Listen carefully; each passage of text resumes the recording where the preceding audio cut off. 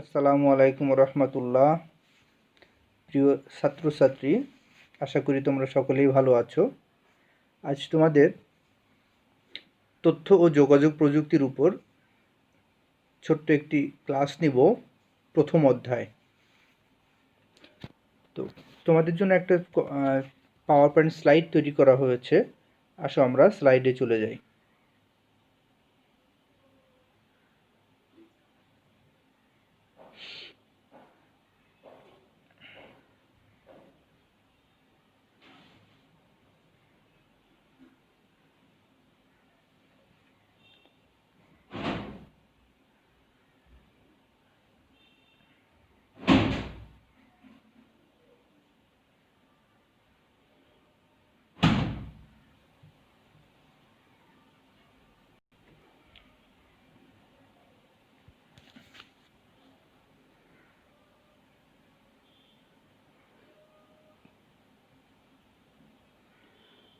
আসসালামু আলাইকুম রহমতুল্লাহ। বিসমিল্লাহির রহমানির রহিম।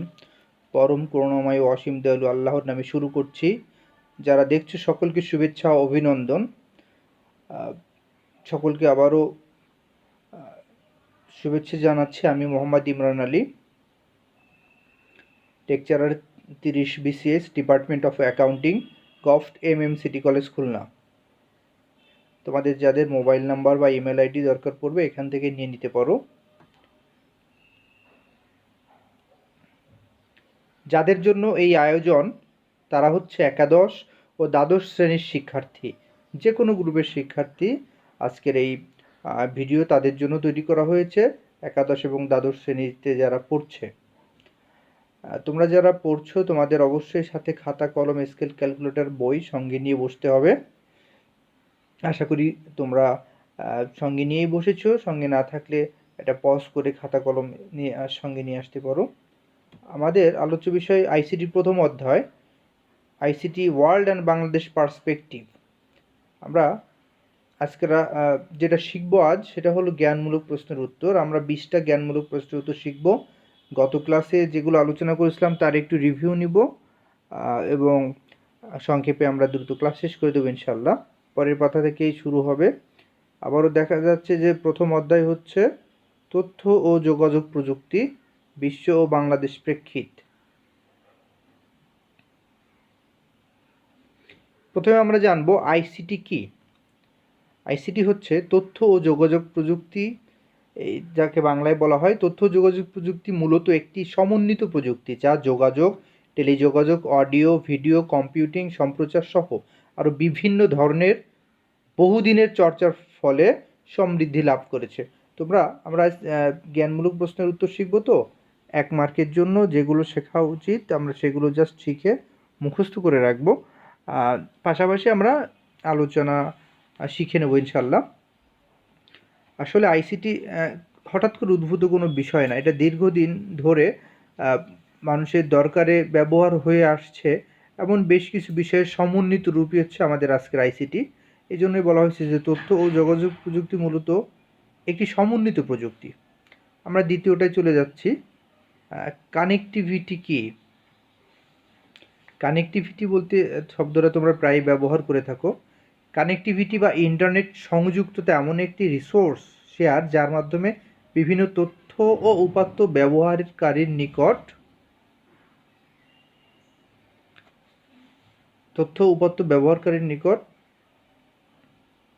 উপস্থাপিত হয় বা সরবরাহ করা হয়ে থাকে। তো এখানে একটু শব্দ আমরা বোধহয় মিসিং হয়েছে। তো কানেক্টিভিটি শব্দটা হলো, সত্যি কথা বলতে তোমাদের এই যে ক্লাসটা তোমরা দেখছো, নিঃসন্দেহে তোমাদের এই কানেক্টিভিটি ছাড়া তোমরা ক্লাসটা দেখতে পাচ্ছ না, কারণ ইন্টারনেট সংযুক্ততার মাধ্যমে তুমি আমার এই ভিডিওটা তোমাদের কাছে পৌঁছেছে এবং তোমরা দেখতে পাচ্ছ। অর্থাৎ কানেক্টিভিটি এমন একটা জিনিস যেটার মাধ্যমে তোমার কোনো রিসোর্স শেয়ার পেতে গেলে বা কোনো তথ্য সংগ্রহ করতে গেলে তোমাকে অবশ্যই ইন্টারনেট কানেকশন পেতে হবে, এবং ইন্টারনেট কানেকশন সাথে সাথে বেশ কিছু দরকারি সফটওয়্যার এবং ইনস্ট্রুমেন্ট তোমার কম্পিউটার বা মোবাইলে থাকতে হবে। তা আমরা এই রিসোর্স পাওয়ার ক্ষেত্রে একটা গুরুত্বপূর্ণ কন্ডিশন হচ্ছে কানেক্টিভিটি। তো কানেক্টিভিটি সম্পর্কে আমরা জানলাম। এবার ডেটা কি আমরা সেই সম্পর্কে জানবো। ডেটা হচ্ছে এমন কিছু ফ্যাক্ট বা আইটেম যা এলোমেলোভাবে ছড়িয়ে ছিটিয়ে থাকে, অর্থাৎ এলোমেলোভাবে ছড়িয়ে ছিটিয়ে থাকা ফ্যাক্ট বা আইটেমগুলোকে ডেটা বলে। এগুলোকে যদি আমরা মন মতো সাজাই, দরকার মতো সাজাই, তখন সেগুলো ডেটা থেকে ইনফরমেশনের রূপ নেয়। কমিউনিকেশন কি? এক নজরে দুঃখিত, একজন আরেকজনের সাথে কোনো ডিজিটাল ডিভাইসের মাধ্যমে মত বিনিময় করার প্রক্রিয়াকে যোগাযোগ বা কমিউনিকেশন বলে। অর্থাৎ আমরা বুঝলাম কমিউনিকেশন হচ্ছে এমন একটা জিনিস যে একজন আরেকজনের সঙ্গে কোনো ডিজিটাল ডিভাইসের মাধ্যমে মত বিনিময় করবে বা যোগাযোগ করবে। আর এই যোগাযোগ করার প্রক্রিয়াকে বলা হয় কমিউনিকেশন বা যোগাযোগ। যেমন সেটা তোমরা ফোনে করতে পারো, মোবাইলে করতে পারো, মেসেঞ্জারে করতে পারো, হোয়াটসঅ্যাপে করতে পারো, বিভিন্ন ধরনের অ্যাপসের মাধ্যমে করতে পারো। আর আমাদের ম্যানুয়াল যে যোগাযোগ সিস্টেম, সেটাও যোগাযোগ। তোমরা যদি কেউ সংকেতে যোগাযোগ করে, কেউ যদি কোনো নিজস্ব ভাষা ব্যবহার করে যোগাযোগ করে, ইমেইলের মাধ্যমে যোগাযোগ করতে পারে। তো যোগাযোগ বলতে বোঝায় একজন আরেকজনের সাথে কোনো ডিজিটাল ডিভাইসের মাধ্যমে যখন মত বিনিময় করে তখন সেই প্রক্রিয়াকে যোগাযোগ বা কমিউনিকেশন বলে। বিশ্বগ্রাম কি? বিশ্বগ্রাম শব্দটা সম্পর্কে তোমরা ইতিমধ্যে অবহিত, তারপরও সূত্রটা সংজ্ঞাটা তোমাদের জেনে রাখা ভালো। বিশ্বগ্রাম বা গ্লোবাল ভিলেজ হচ্ছে এমন একটি পরিবেশ যেখানে পৃথিবীর সকল মানুষই একটি একক সমাজে বসবাস করে এবং ইলেকট্রনিক মিডিয়া ও তথ্য প্রযুক্তির মাধ্যমে একে অপরকে সংযুক্ত করে ও সেবা প্রদান করে। তো তোমরা বিশ্বগ্রাম সম্পর্কে সংজ্ঞাটা তোমরা দেখে নিলে। এখানে আরও একটা শব্দ বাকি রয়েছে যেটা এখানে শো করছে না, সেটা হচ্ছে ইলেকট্রনিক মিডিয়া ও তথ্য প্রযুক্তির মাধ্যমে একে অপরকে সেবা প্রদান করে বা যোগাযোগ সংযুক্ত করে আর কি। এরপর আমরা দেখব টেলিকনফারেন্সিং কি? টেলিকনফারেন্সিং হচ্ছে টেলিকমিউনিকেশন প্রযুক্তির মাধ্যমে দুই বা ততোধিক ভৌগোলিক অবস্থানে থেকে সভা অনুষ্ঠানের প্রক্রিয়াকে টেলিকনফারেন্সিং বলে।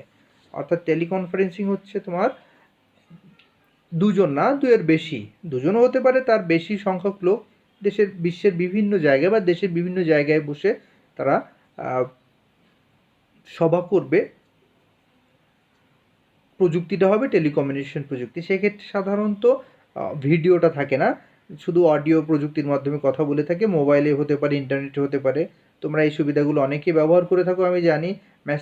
মেসেঞ্জার বা হোয়াটসঅ্যাপ বা ভাইবারের যে গ্রুপ খুলে তোমরা যে কথাগুলো বলো, সেগুলো এই টেলিকনফারেন্সিংয়ের অংশ। ইভেন অনেকের ফোনেও এই কনফারেন্সিং অপশন রয়েছে, তারা ব্যবহার করে থাকে।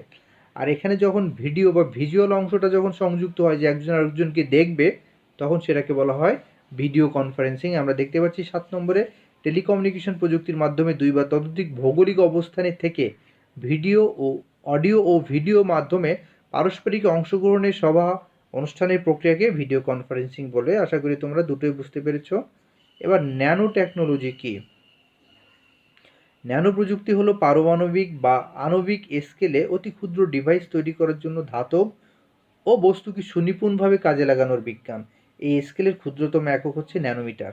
1 ন্যানোমিটার হচ্ছে 1 মিটারের 100 কোটি ভাগের 1 ভাগ। তোমরা বুঝতে পারছো ন্যানোমিটার কত ক্ষুদ্র একটা একক। তো আমরা ন্যানোমিটারের সংজ্ঞাটাও মুখস্থ করে ফেলবো। এবার কৃত্রিম বুদ্ধিমত্তা কি? মানুষ যেভাবে চিন্তাভাবনা করে, কৃত্রিমভাবে কম্পিউটার সেভাবে চিন্তাভাবনা করার সক্ষমতা রূপদান করাকে কৃত্রিম বুদ্ধিমত্তা বা আর্টিফিশিয়াল ইন্টেলিজেন্স বলে। অর্থাৎ কম্পিউটারকে এমন কিছু প্রোগ্রাম তোমাকে করে রাখতে হবে যে মানুষ যেভাবে স্বাধীনভাবে সিদ্ধান্ত গ্রহণ করে, কিছু কিছু প্রোগ্রাম এমনভাবে সেট করে রাখা হবে যে যন্ত্র বা আমার ডিভাইসও সেরকম একইভাবে সিদ্ধান্ত গ্রহণ করবে।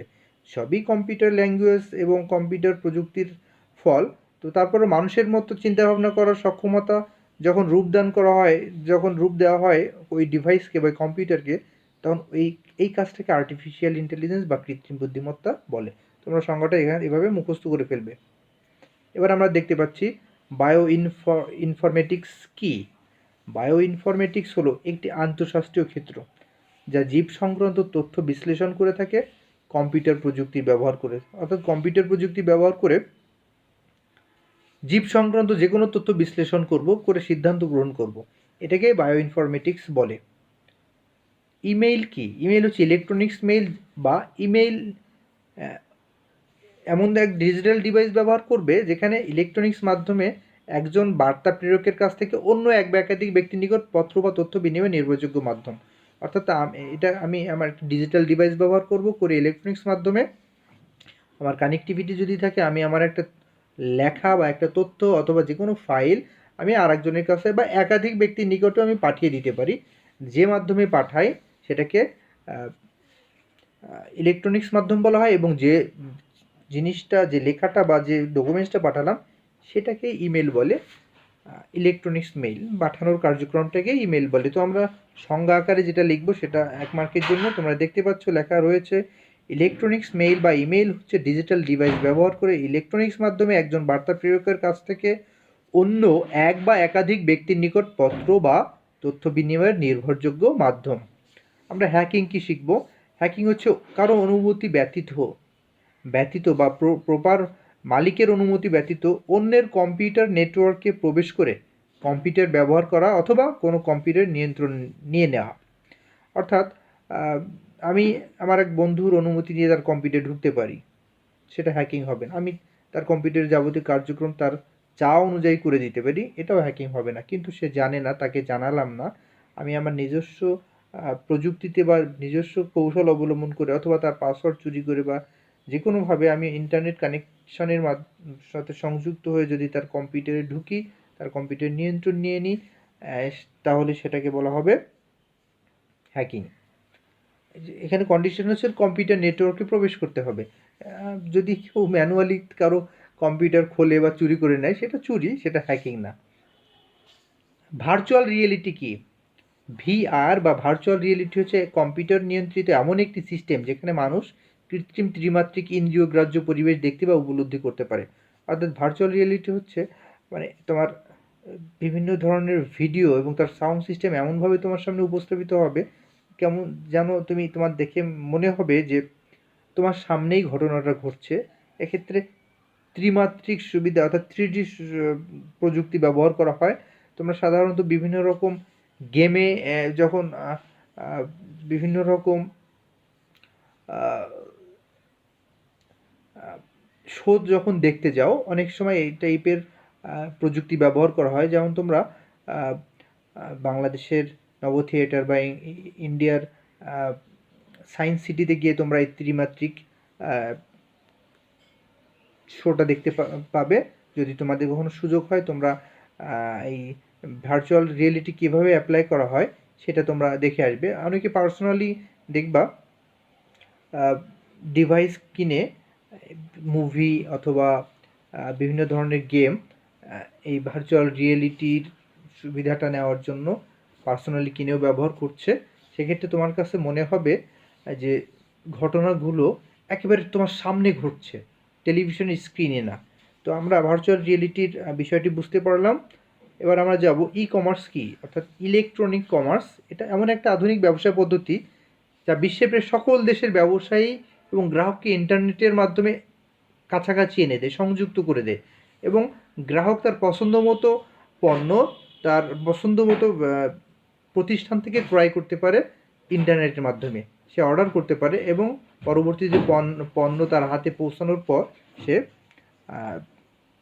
রিভিউ দিতে পারে এবং পণ্য পৌঁছানোর পরও পেমেন্ট করতে পারে। পেমেন্টটাও করবে ইলেকট্রনিক্স মাধ্যমে। আর সামগ্রিক এই কেনাকাটাকে ই কমার্স বলা হচ্ছে। WWW ওয়ার্ল্ড ওয়াইড ওয়েব, সংক্ষেপে WWW হচ্ছে পৃথিবীর বিভিন্ন দেশের সার্ভারে রাখা পরস্পর সংযোগযোগ্য ওয়েব পেজ। মনে করো আমার একটা ওয়েব পেজ আছে, আমার সার্ভারে আমি রেখে দিয়েছি, তার একটা অ্যাড্রেস রয়েছে, যে অ্যাড্রেসটা খুঁজে পেতে সাহায্য করবে এই WWW, যেটা আমেরিকা থেকে কেউ যদি দেখতে চায় তাহলে আমার ওই ওয়েব পেজটা দেখে নিতে পারবে, যেটা সার্ভারে রাখা রয়েছে। তবে সেক্ষেত্রে তার ইন্টারনেটের মাধ্যমে এবং প্রপার ব্রাউজার ব্যবহার করে ঢুকতে হবে। তাই আমরা বলতে পারি ওয়ার্ল্ড ওয়াইড ওয়েব আর WWW হচ্ছে পৃথিবীর বিভিন্ন দেশের সার্ভারে রাখা পরস্পর সংযোগযোগ্য ওয়েব পেজ, যা ইন্টারনেটের মাধ্যমে ওয়েব ব্রাউজার সফটওয়্যার ব্যবহার করে দেখা যায়। বায়োমেট্রিক্স কি? তোমার বায়োমেট্রিক্স শব্দটা তো আগেও শুনেছ। কম্পিউটার প্রযুক্তি ব্যবহার করে মানুষের দেহের গঠন এবং আচরণগত বৈশিষ্ট্য বিশ্লেষণ ও ব্যবহার করে তাকে অদ্বিতীয়ভাবে চিনতে বা শনাক্ত করার পদ্ধতিকে বলে বায়োমেট্রিক্স। তোমরা বায়োমেট্রিক্স মাধ্যমে তোমরা আঙুলের ছাপ দিয়ে চোখের তোমার লেন্সের ডকুমেন্টস সরবরাহ করে তোমরা কিন্তু ইতিমধ্যে তোমরা ভোটার আইডি কার্ড তৈরি করার জন্য আসা ব্যক্তিদেরকে তথ্য সরবরাহ করেছিলে, ভোটার আইডি কার্ড করেছিলে। পাশাপাশি বাংলাদেশের সকল মোবাইল কোম্পানি, সকল সিম কিন্তু বায়োমেট্রিক্স পদ্ধতিতে তোমাদের রেজিস্ট্রেশন করাতে হয়েছিল। অর্থাৎ এই যে আঙুলের ছাপ, এই আঙুলের ছাপ ব্যবহার করে যখন তোমার একজন মানুষ থেকে আরেকজন মানুষকে এরকম আলাদাভাবে শনাক্ত করা যায়, এই পদ্ধতিটিকেই বায়োমেট্রিক্স বলা হচ্ছে। যা তোমরা এখানে সংজ্ঞাটা পড়ে নিবে, মুখস্থ করে ফেলবে। ক্রায়ো সার্জারি কি? ক্রায়ো মানে হচ্ছে বরফ, আর সার্জারি হচ্ছে তোমার কাটাকাটি, যেটা শৈলবিদ্যা রিলেটেড বিষয় আর কি। এখানে ক্রায়ো সার্জারি এক প্রকার চিকিৎসা পদ্ধতি যার মাধ্যমে অত্যধিক শীতল তাপমাত্রার প্রয়োগ করে ত্বকের অস্বাভাবিক এবং রোগাক্রান্ত টিস্যু ধ্বংস করা হয়। অর্থাৎ অনেক সময় দেখা যায় যে অনেকের টিস্যু নষ্ট হয়ে যায়, আঁচিল হয়, পাশাপাশি আরও এমন এমন কিছু বিষয় থাকে যেগুলো টিস্যু বা টিউমার রিলেটেড, যেগুলো নিয়ন্ত্রণযোগ্য অবস্থায় ক্রায়োসার্জারির মাধ্যমে সমাধান করা সম্ভব। তোমরা পরের প্রশ্ন গেলে আর একটু বুঝতে পারবে। ক্রায়োপ্রোব কি? ক্রায়োপ্রোব হচ্ছে ক্রায়োসার্জারিতে সূচের মতো লম্বা যে যন্ত্রের সাহায্যে আক্রান্ত টিউমার বা টিস্যুতে তরল নাইট্রোজেন, হিলিয়াম বা আর্গন গ্যাস সরবরাহ করা হয়, তাকে ক্রায়োপ্রোব বলে। অর্থাৎ তোমার এই যে নাইট্রোজেন বা হিলিয়াম বা আর্গনটা ব্যবহার করা হবে, এটা হচ্ছে এত পরিমাণ শীতল যেটা তোমার ওই আক্রান্ত টিস্যু বা টিউমারের খুব অল্প সময়ের ভিতরে লম্বা সূচের মতো একটা যন্ত্র দিয়ে প্রয়োগ করা হয় এবং সার্বিকভাবে সেই ক্ষতিগ্রস্ত বা আক্রান্ত টিস্যু বা টিউমারকে ধ্বংস করা হয়। এবং এটা এত অল্প সময়ের ভিতর হয় যে রোগী তার মানে কোনো রকম ক্ষতি বা ব্যথা অনুভব করা ছাড়াই ক্রায়োসার্জারিটা সম্পন্ন হয়ে থাকে। এবার আমরা দেখব রোবোটিক্স কি। রোবট থেকে রোবোটিক্স শব্দটি সৃষ্টি। টেকনোলজি যে শাখায় রোবটের নকশা, গঠন ও কাজ নিয়ে আলোচনা করা হয় তাকে রোবোটিক্স বলে। অর্থাৎ এই রোবোটিক্স হচ্ছে স্বয়ংক্রিয়ভাবে কাজ করতে পারবে যে যন্ত্র, সে যন্ত্র কাজ করার যে প্রক্রিয়া, যে বিজ্ঞান, তাকে রোবোটিক্স বলে। তোমরা অনেক ধরনের খেলনা, তারপরে ধরো এখন রিমোট কন্ট্রোলের সাহায্যে অনেক ধরনের খেলনা, অনেক ধরনের ডিভাইস অটোমেটিক কাজ শুরু করবে, এমন কিছু প্রযুক্তি তোমরা দেখতে পাচ্ছ। পাশাপাশি তোমরা রোবট গাড়ি, রোবট মানুষ, রোবট প্রাণী তোমরা দেখে থাকো। এগুলো সব রোবোটিক্সের সুযোগ সুবিধা টেকনোলজি ব্যবহার করে করা হয়ে থাকে। এর বাইরে আরও অনেক প্রযুক্তি নতুন নতুন আবিষ্কৃত হচ্ছে, ব্যবহার করা হচ্ছে সেখানে রোবোটিক্স আইডিওলজিটা। আমরা দেখতে পাচ্ছি টেলিমেডিসিন কি। টেলিমেডিসিন বিষয়টা নিঃসন্দেহে তোমরা ইতিমধ্যে শব্দটা শুনেছ। অর্থাৎ আইসিটি প্রযুক্তি ব্যবহার করে দূরবর্তী কোনো রোগীকে যখন কোনো বিশেষজ্ঞ চিকিৎসক বা রোগ নির্ণয় কেন্দ্র বিশেষায়িত নেটওয়ার্কের মাধ্যমে স্বাস্থ্যসেবা প্রদান করে, তাকে টেলিমেডিসিন বলে। অর্থাৎ যখন কোনো চিকিৎসক অথবা রোগ নির্ণয় কেন্দ্র যাবতীয় সেবা প্রদান করবে, তার রোগের তথ্য নেবে, বিশ্লেষণ করবে, রোগ শনাক্ত করবে, তাকে প্রেসক্রিপশন করবে, এই টাইপের সুযোগ সুবিধাকে টেলিমেডিসিন বলে, যা বাংলাদেশে বা ইন্ডিয়াতে সহ সমগ্র বিশ্বে এখন চর্চা করা হচ্ছে। তো আমরা এই 20টা প্রশ্ন মোটামুটি আজ শিখলাম, পরের ক্লাসে আরও শিখবো ইনশাল্লাহ। তো আমরা কয়েকটা লিস্ট দেখবো, এগুলো তোমরা পজ করে করে লিখে নিবে।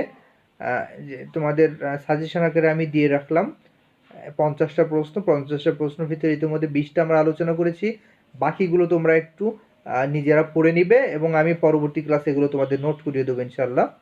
তোমরা পজ করে করে এগুলো একটু লিখে রাখো।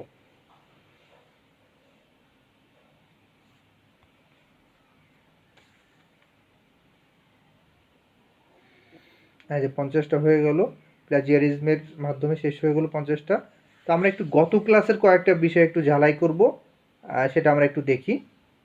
যেমন যোগাযোগ প্রযুক্তি কি।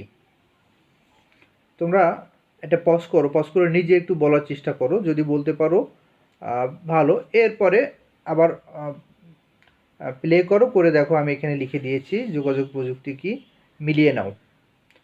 একইভাবে তথ্য প্রযুক্তি কী সেটাও তোমরা পজ করে নিজেরা একটু বলার চেষ্টা করো এবং পরে মিলিয়ে নাও। তথ্য প্রযুক্তি কি, আমি এটা পড়বো না, তোমরা মিলিয়ে নাও। বিশ্বগ্রাম কি, একইভাবে বিশ্বগ্রামটাও নিজে বলার চেষ্টা করো পজ করে এবং তারপরে মিলিয়ে নাও। বিশ্বগ্রাম প্রতিষ্ঠার উপাদান কি কি তোমরা যে আগেই ক্লাসে শিখিয়েছিলাম 5টি উপাদান, আশা করি তোমরা এমনিতেই পারো। তো এখানে ক্লাস শেষ করছি, ধন্যবাদ। আমরা যা শিখলাম সেই অনুযায়ী আল্লাহ আমাদের মেধাকে বৃদ্ধি করে দিক। সকলকে ধন্যবাদ। আসসালামু আলাইকুম ওয়া রাহমাতুল্লাহ।